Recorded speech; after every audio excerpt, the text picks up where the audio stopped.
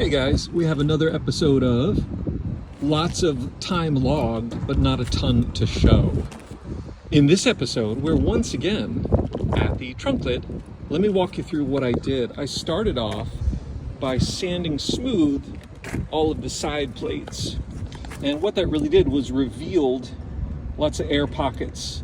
So I knocked those down with my belt sander because I wanted this to be a sort of true surface that's going to be used sort of to inform other parts of the trunk and even the body.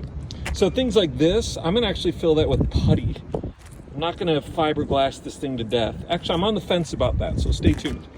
So I went around the whole edge, sanding it smooth, looking for air pockets, and then hollowing those out.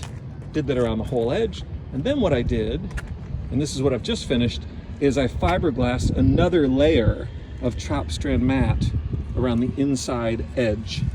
I'm once again using the really lightweight chop strand mat or veil around these edges.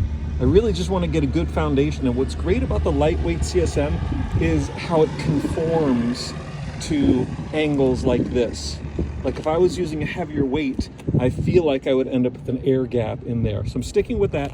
And what I'm gonna do now that I've got 2 coats of this is I'm gonna run a bead of putty along there to give it less of a right angle and round that out. That way, when I go in with the heavier weight chop strand mat, it won't have those conforming challenges. Another thing I did back over here, so this is where the turbine comes out.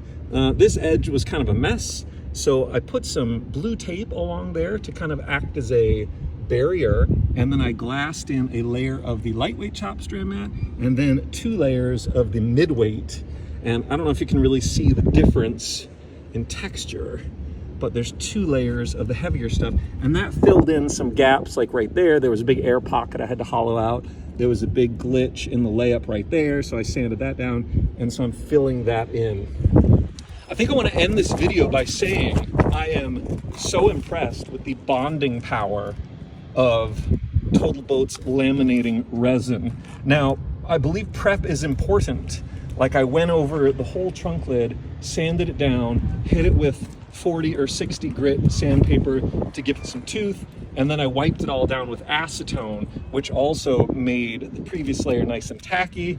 And the other day I left a brush with some resin on it there, and it just bonded like crazy. So really happy with the bonding power. I think we're on the right track with this trunk lid.